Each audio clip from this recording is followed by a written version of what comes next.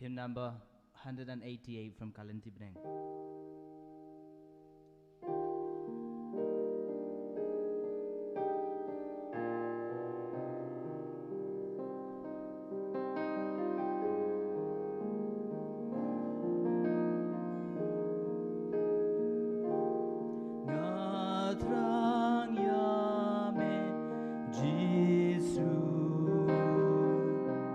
Nga trang ulong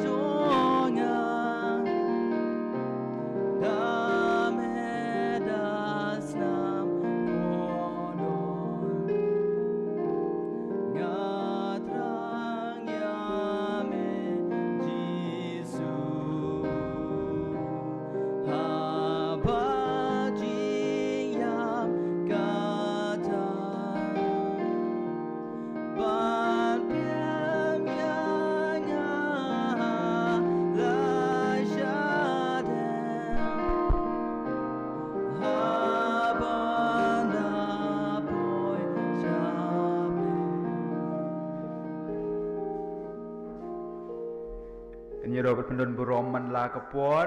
Ya ke Sakramen sakramen bukui bukui tam tam keduan. Kaburom mau pa berhau kun berhau mensim bukui. Kumbang Long hau menengkong kumju menta berboro-bor junam la junam. Amen. Ko Jesu be e ngis ngongu ime na kabenta kini kecing don jume rengkat bangi. Tuai balengba ke sakramen kami Yesus menta kan kerkui king kisem jungi. Ya kidon not jungi, ya kecing dong jungi. Kaburom hau pa berhau kun berhau mensim bukui. Meralong kabenengkong kumju menta berboro-bor junam la junam. Amen.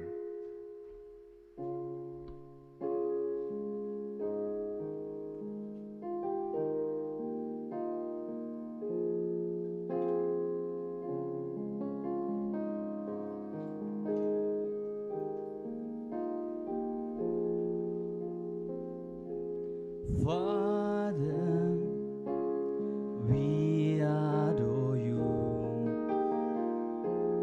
Father, we worship you.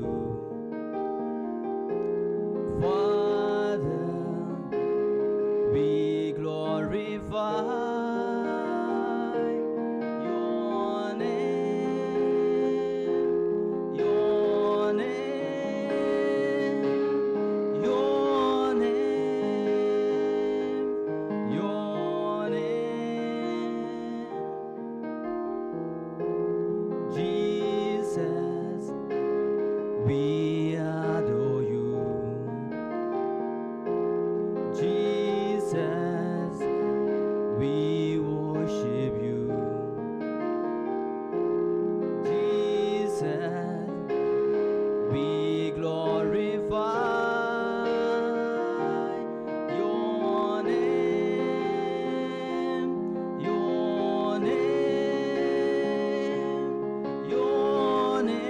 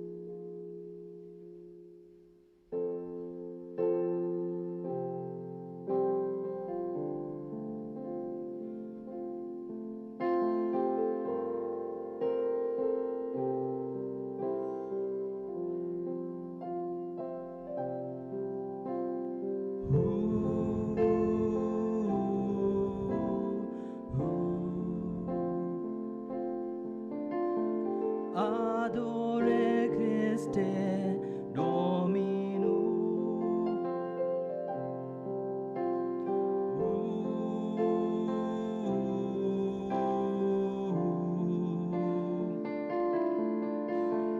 Adora Christe Domino.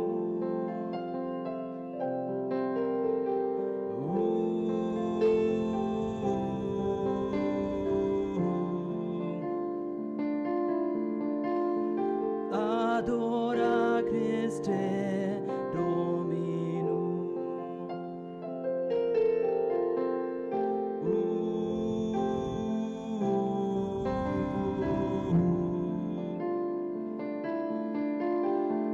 Adora Christe Domino.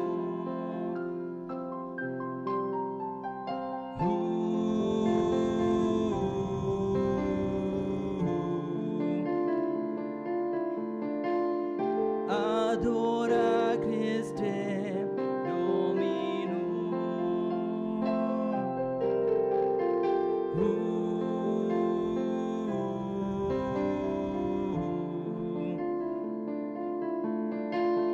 Adora Christe Domino.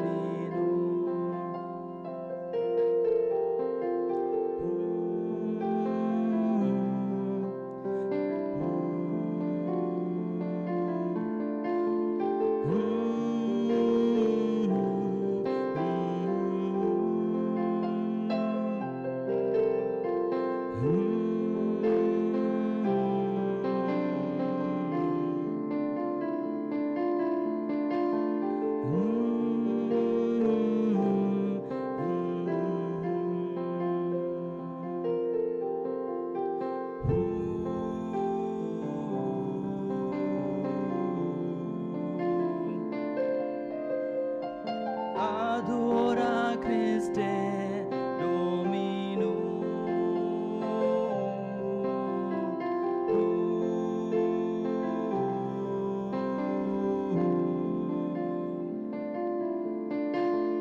Adora Christe Domino.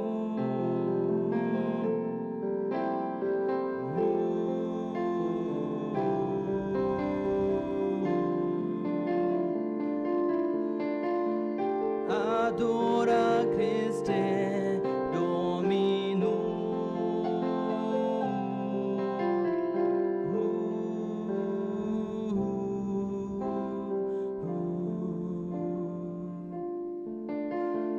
Adora Christe Domino.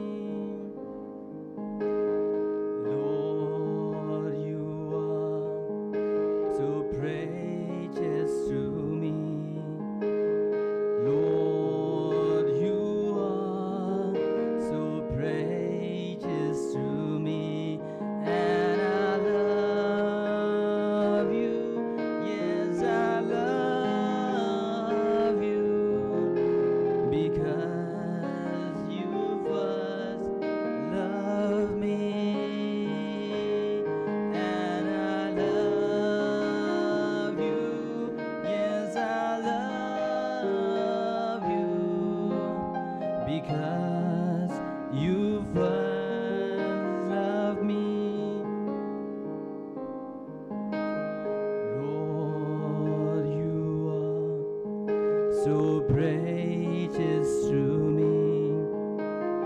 Lord, you are so precious to me, and I love you.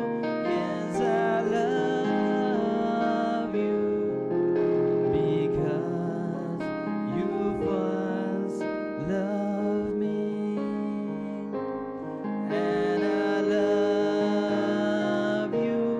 Yes, I love you because you first loved me.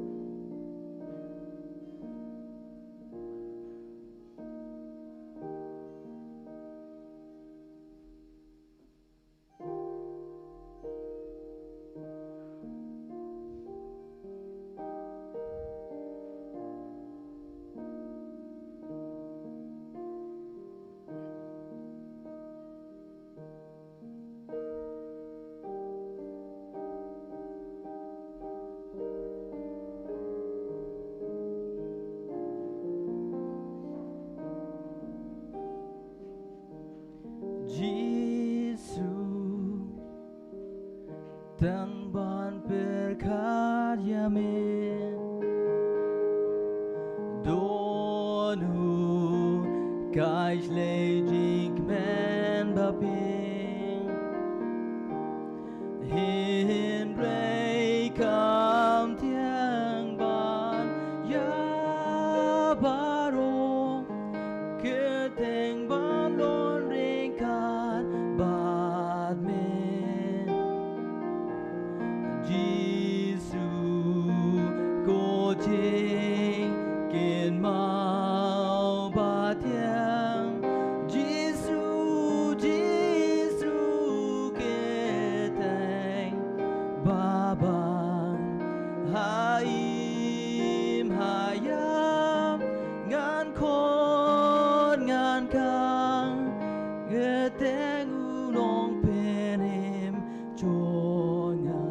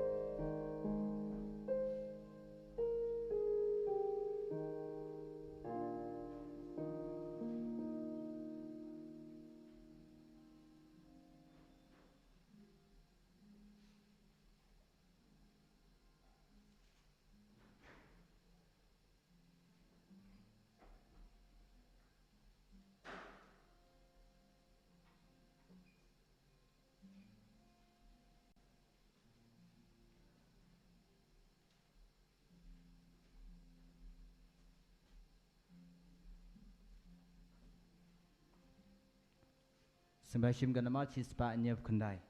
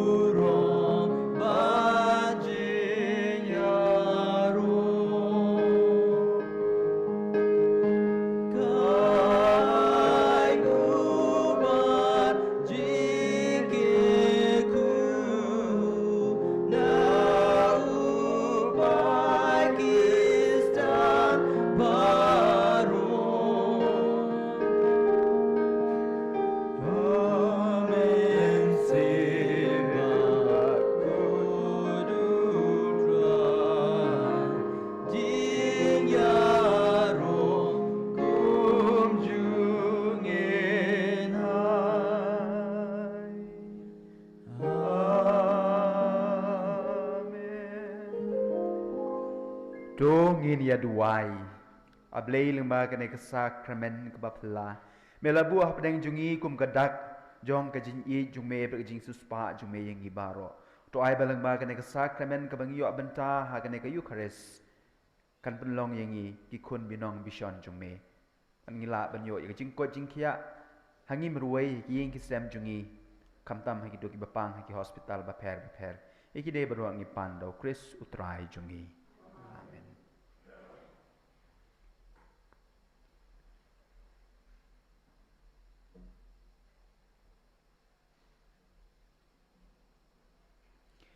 Kaburom hau kupa badau kun badau mensim bakut. Benengkong kumjuk minta berbor junom la junom. Amin. Enyero bad pendon burom man la kapor. We shall have the English, the mass.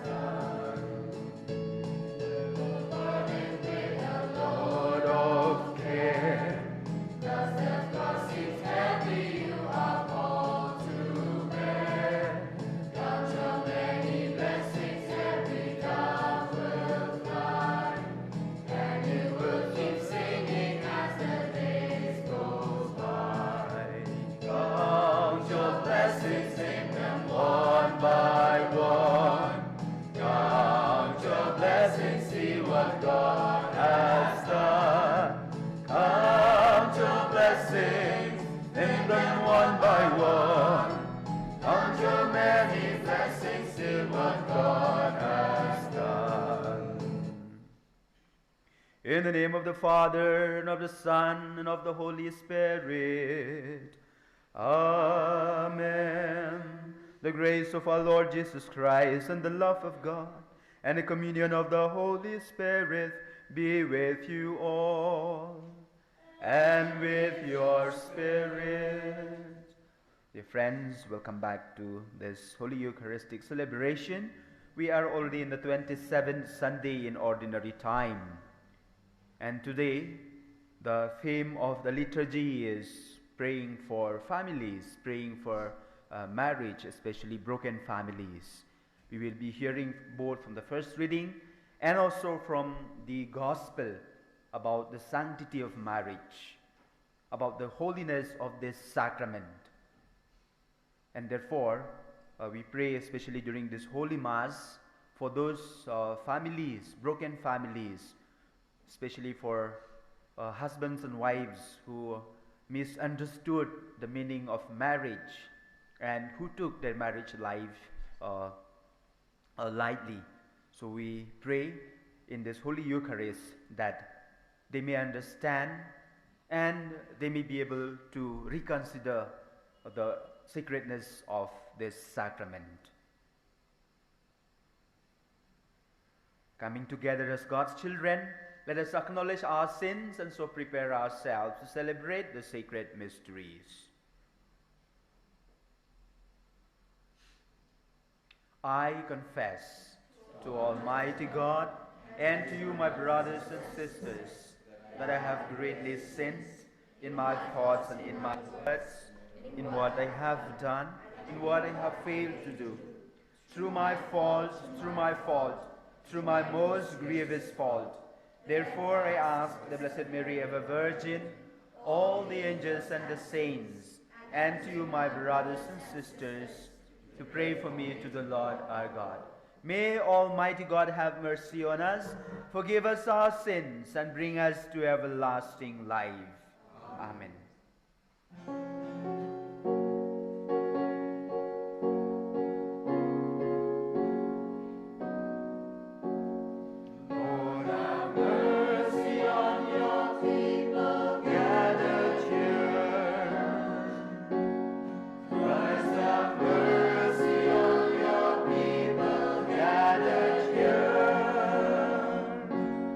We confess we have sinned in thought and word.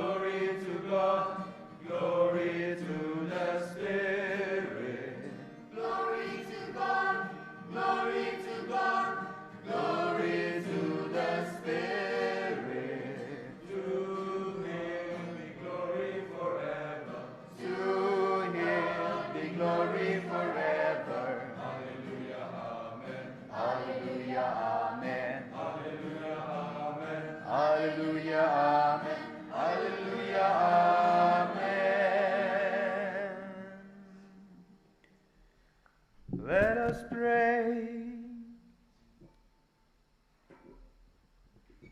Almighty ever-living God, who in the abundance of your kindness surpass the merits and the desires of those who entreat you, pour out your mercy upon us to pardon what conscience dreads and to give what prayer does not dare to ask.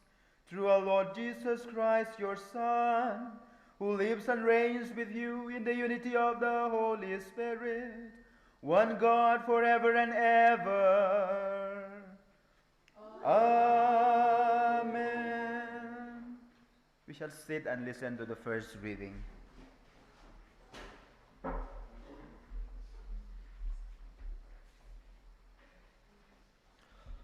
First reading, a proclamation from the book of Genesis. The Lord God said, "It is not good for the man to be alone. I will make a suitable partner for him." So the Lord God formed out of the ground various wild animals and various birds of the air, and he brought them to the man to see what he would call them. Whatever the man called each of them would be its name. The man gave names to all the cattle, all the birds of the air, and all the wild animals, but none proved to be the suitable partner for the man. So the Lord God cast a deep sleep on the man, and while he was asleep, he took out one of his ribs and closed up its place with flesh. The Lord God then built up into a woman the rib that he had taken from the man. When he brought her to the man said, "This one, at last, is bone of my bones and flesh of my flesh. This one shall be called woman, for out of her man this one has been taken.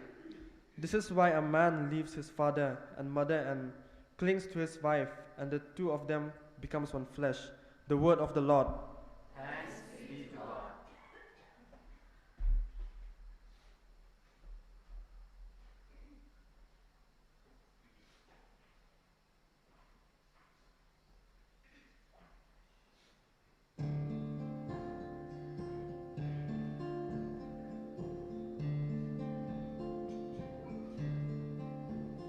As I come into your presence, past the gate of grace, into your sanctuary, to stand face to face.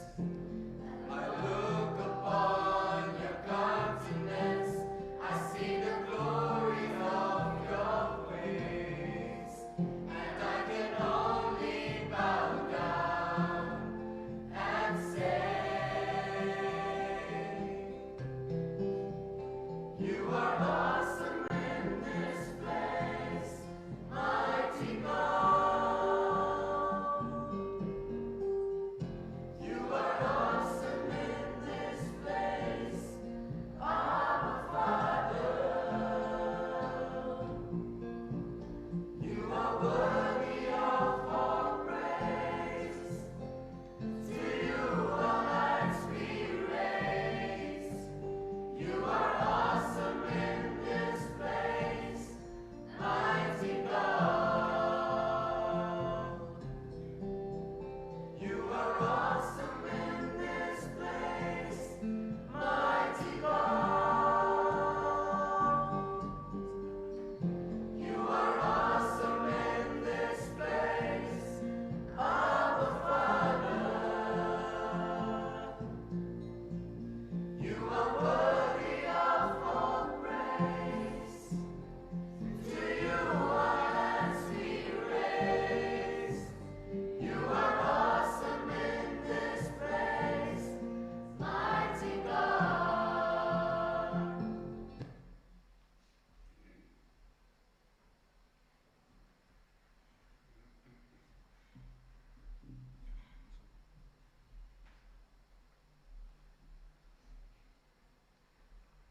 Second reading, a proclamation from the letter to the Hebrews.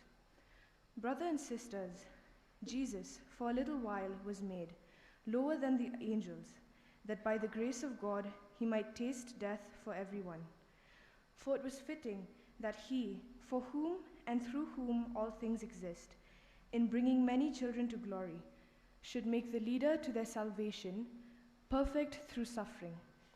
He who consecrates and those who are being consecrated all have one origin. Therefore, he is not ashamed to call them brothers. The word of the Lord. Thanks be to God. Please rise for the gospel acclamation.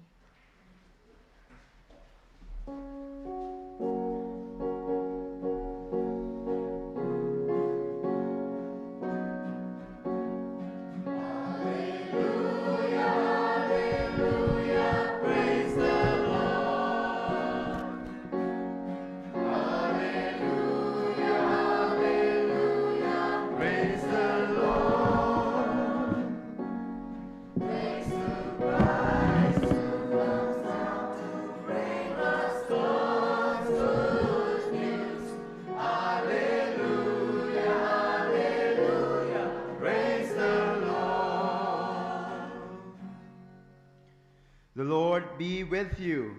And with your spirit. A proclamation from the Holy Gospel according to Saint Mark. Glory to you, O Lord. The Pharisees approached Jesus and asked, "Is it lawful for a husband to divorce his wife?" They were testing him. So he said to them in reply, "What did Moses command you?" They replied, "Moses permitted a husband to write a bill of divorce and dismiss her." Jesus told them, "Because of the hardness of your hearts, he wrote you this commandment. But from the beginning of creation, God made them male and female. For this reason, a man shall leave his father and mother, and he is joined to his wife, and the two shall become one flesh. So they are no longer two, but one flesh. Therefore, what God has joined together, no human being must separate." In the house, the disciples again questioned Jesus about this. So he said to them, "Whoever divorces his wife and marries another commits adultery against her. And if she divorces her husband and marries another, she commits adultery." People were bringing children to Jesus that he might touch them, but the disciples rebuked them. When Jesus saw this, he became indignant, and he said to them, "Let the children come to me. Do not prevent them, for the kingdom of God belongs to such as these. Amen, I say to you, whoever does not accept the kingdom of God like a child will not enter it." Then he embraced the children and blessed them, placing his hands on them.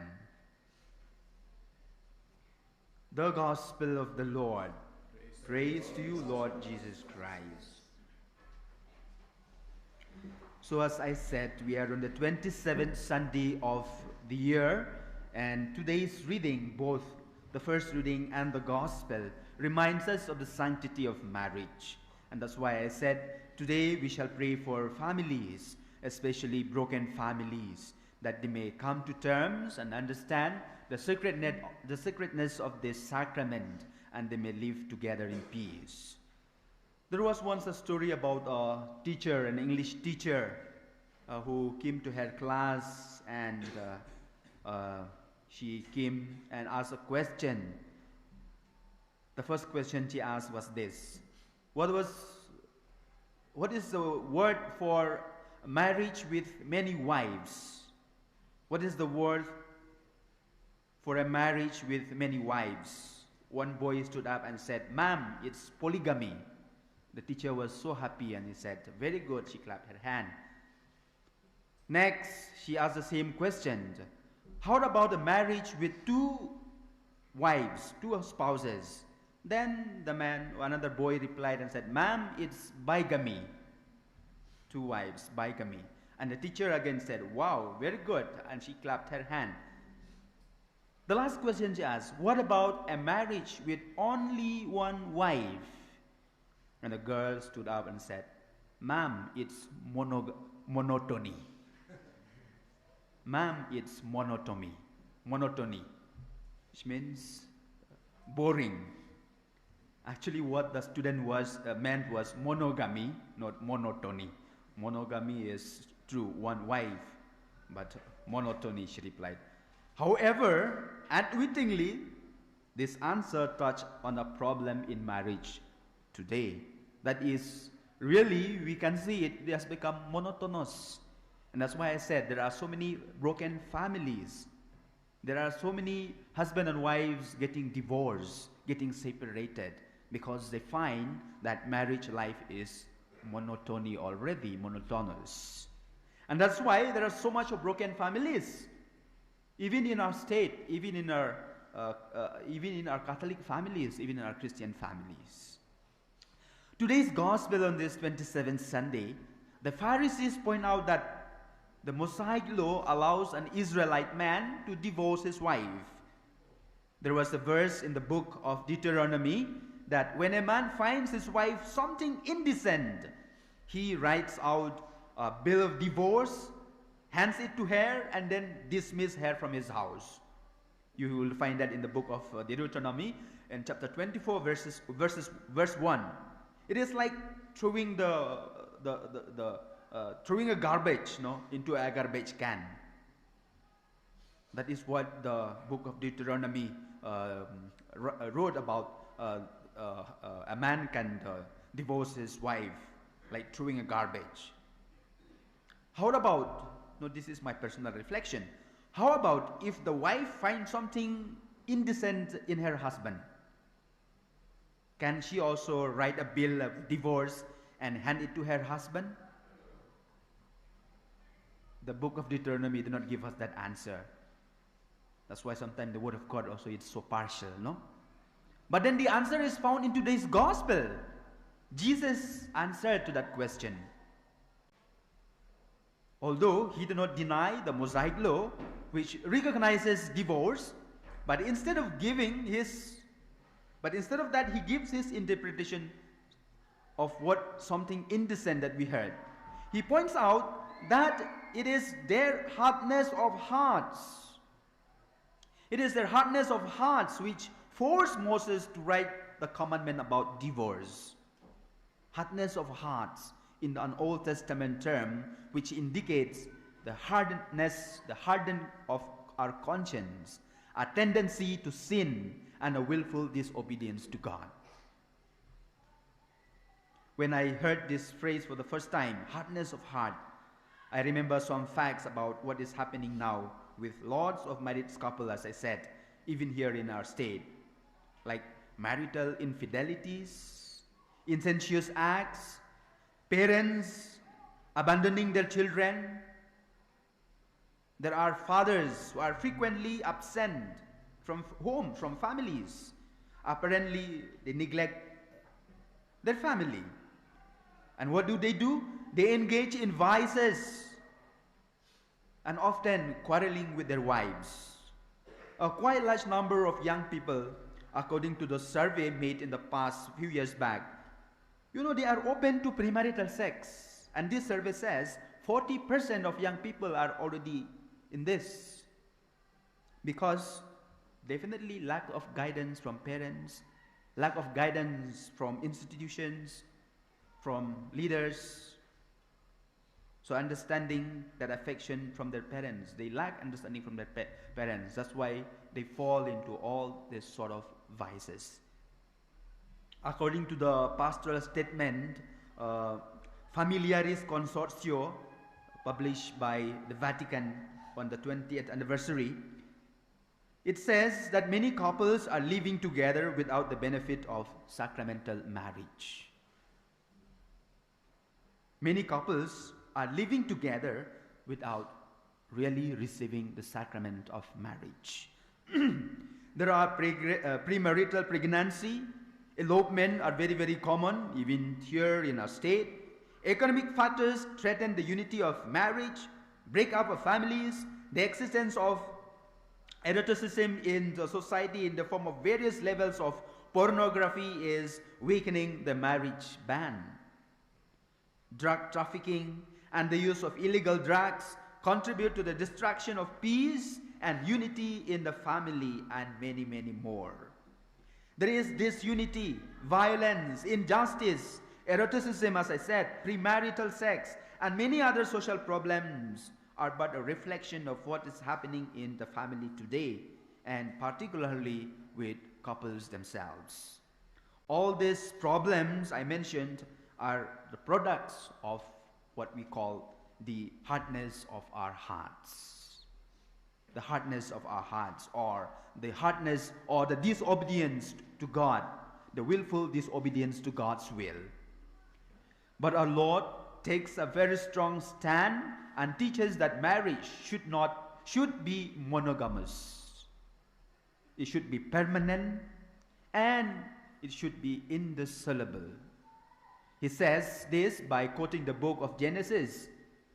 But from the beginning of creation, God made them male and female.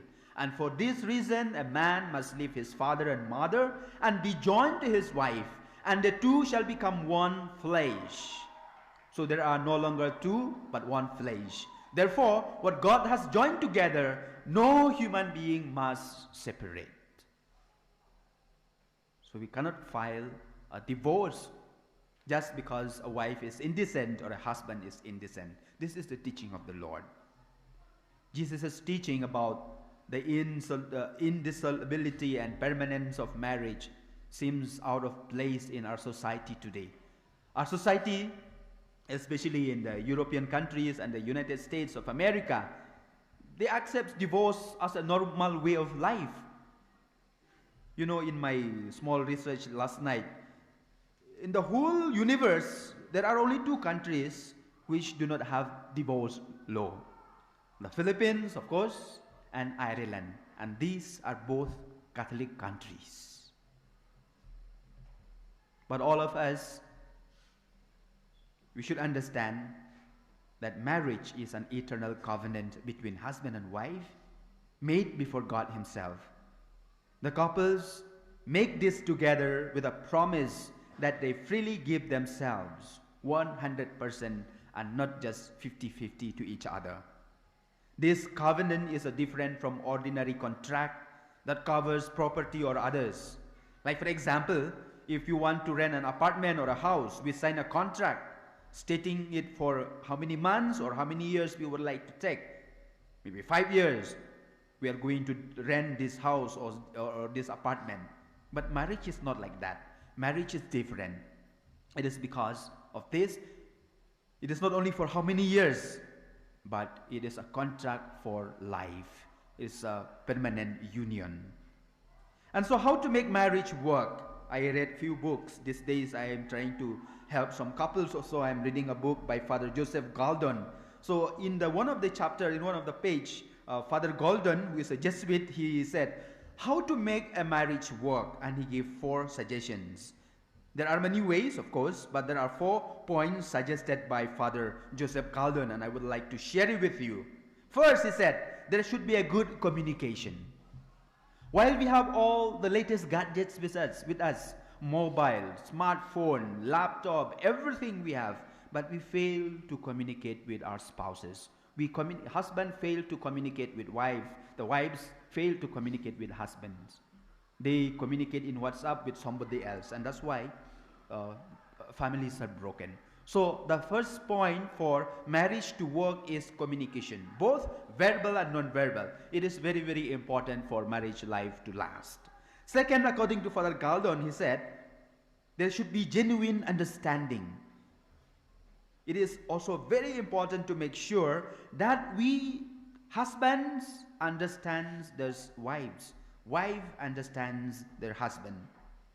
You have to understand each other's thoughts, moods, and emotions. You have different thoughts and moods and emotions. And if husband fail to understand his wife, the wife fail to understand the husband, there the shouting and the yelling will begin. So please have a genuine understanding among each other. And thirdly, according to Father Joseph Galdon, he said, you must handle marriage problems well. Both husband and wife. Not somebody else should handle your problems, your misunderstandings. Good husbands and wives handle their problems well together. not involving a third party. Since we love each other, it is very, very important to accept each other's faults as well, and the weaknesses and all that comes with it. That will definitely make marriage life bond strong. And lastly, the fourth, according to Father Galdon, is that prayer. A family that prays together stays together. There is no substitute to prayer. If you want your marriage life to last, you have to pray. God help those who help themselves. Handle your marriage with care through the grace of God. God clearly puts his joyful approval on marriage at the wedding ceremony in front of the altar. That's why it is sacred. That's why God is in that act, and God is prayer. With God's help, husband and wife always find it easier to love, accept, enjoy, forgive, and trust each other. At the end, let me say these words. We always heard this. A marriage is made in heaven. Yes, it's true. A marriage may be made in heaven, but maintenance must be done on earth.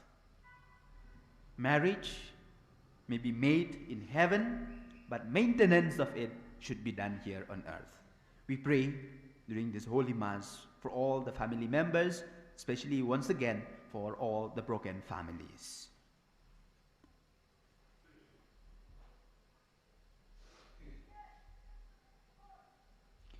Let us all rise and we will profess our faith.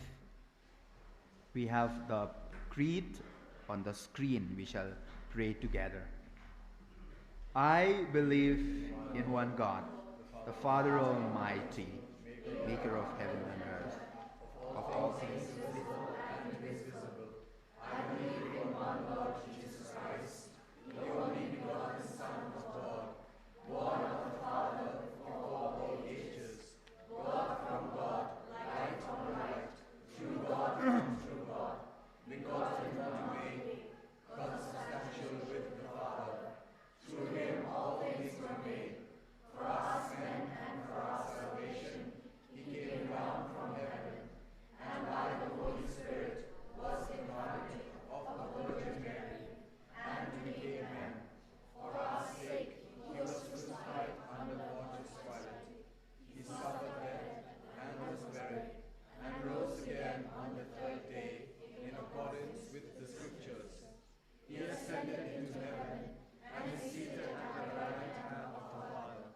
He will come again in glory to judge the living and the dead, and his kingdom will have no end. I believe in the Holy Spirit, the Lord, the giver of life, who proceeds from the Father and the Son, who with the Father and the Son is adored and glorified, who has spoken through the prophets. I believe in one holy Catholic and Apostolic Church. I commit this one baptism for the forgiveness of sins, and unto the resurrection of the dead, and the life of the world to come. Amen. The prayer of the faithful response is, Lord, graciously hear us. Lord, graciously hear us. You will see it in the screen as well. Today's reading have enabled us to appreciate the sacredness of marriage and its vital role in God's plan for humankind. Let us now pray for all families in the world and say, Lord, graciously hear us. Lord, graciously hear us.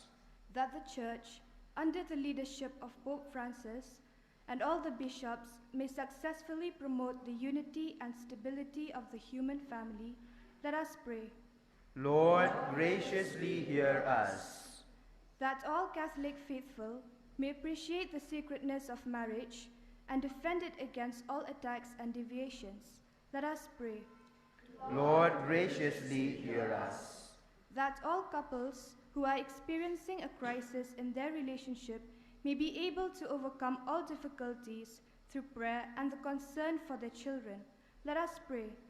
Lord, graciously hear us. That all our families may mirror the holiness of the family of Nazareth and become an inspiration to all, let us pray. Lord, graciously hear us. That all teachers may appreciate the God-given vocation and actualize it with wisdom and love. Let us pray. Lord, graciously hear us. Let us pray in silence for our personal intentions. We bring before the Lord, especially our own family members, especially for husbands and wives, broken families, misunderstanding, that the Holy Spirit may inspire them and they may once again be united in love of God and love of their children. Let us pray. Lord, graciously hear us. Lord God, in your plan for mankind, you wanted every family to be sacrament of your fruitful love. Grant all families the abundance of your grace and the consolation of your presence. We ask this through Christ our Lord. Amen. Please be seated for the offertory.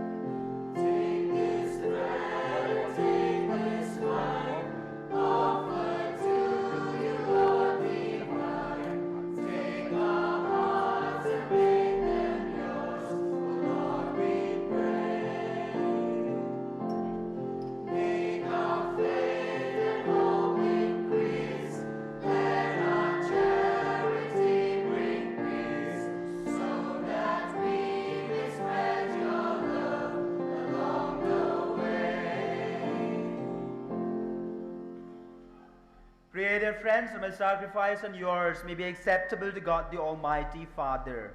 May the Lord accept the sacrifice at your hands, for the praise and the glory of his name, for our good and the good of all his holy church. Accept, O Lord, we pray, the sacrifices instituted by your commands, and through the sacred mysteries which we celebrate with dutiful service, graciously complete the sanctifying works by which you are pleased to redeem us, through Christ our Lord. Amen. The Lord be with you. And with your spirit. Lift up your hearts. We lift them up to the Lord. Let us give thanks to the Lord our God. It is right and just. It is truly right and just, our duty and our salvation, always and everywhere to give you thanks. Father, most holy, through your beloved Son, Jesus Christ, your word through whom you made all things, whom you sent as a Savior and Redeemer, incarnate by the Holy Spirit and born of the Virgin. Fulfilling your will and gaining for you a holy people, he stretched out his hands as he endured his passions, so as to break the bonds of death and manifest the resurrection. And so with all the angels and the saints, we declare your glory, as without end, with one voice we acclaim.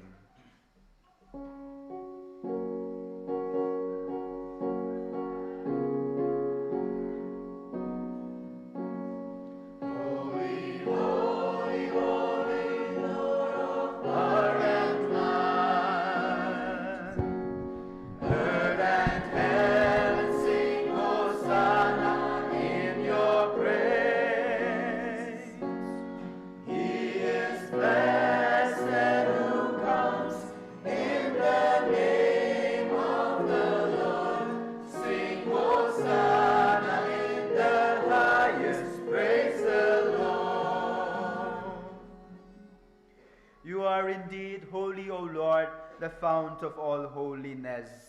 Make holy, therefore, these gifts, we pray, by sending down your Spirit upon them like the dew fall, so that they may become for us the body and the blood of our Lord Jesus Christ. At the time he was betrayed and entered willingly into his passion, he took bread, and giving thanks, broke it, and gave it to his disciples, saying, "Take this, all of you, and eat of it, for this is my body, which will be given up for you."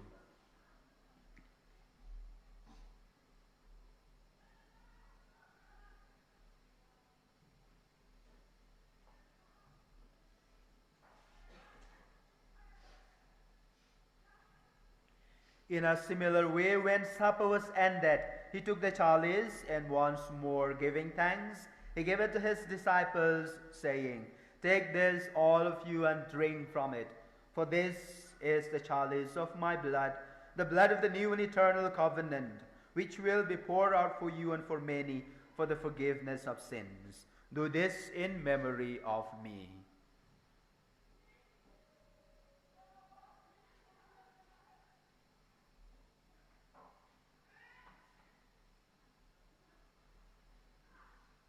The mystery of faith. We proclaim your The death, death, O O Lord, and and prophesy profess your the resurrection until you come again. Therefore, as we celebrate the memorial of his death and resurrection, we offer you, Lord, the bread of life and the chalice of salvation, giving thanks that you have held us worthy to be in your presence and minister to you. Humbly we pray that, partaking of the body and blood of Christ, we may be gathered into one by the Holy Spirit. Remember, Lord, your church spread throughout the world, and bring her the fullness of charity, together with Francis our Pope, Victor our Bishop, and all the clergy. Remember also our brothers and sisters who have fallen asleep in the hope of the resurrection, and all who have died in your mercy, welcome them into the light of your face.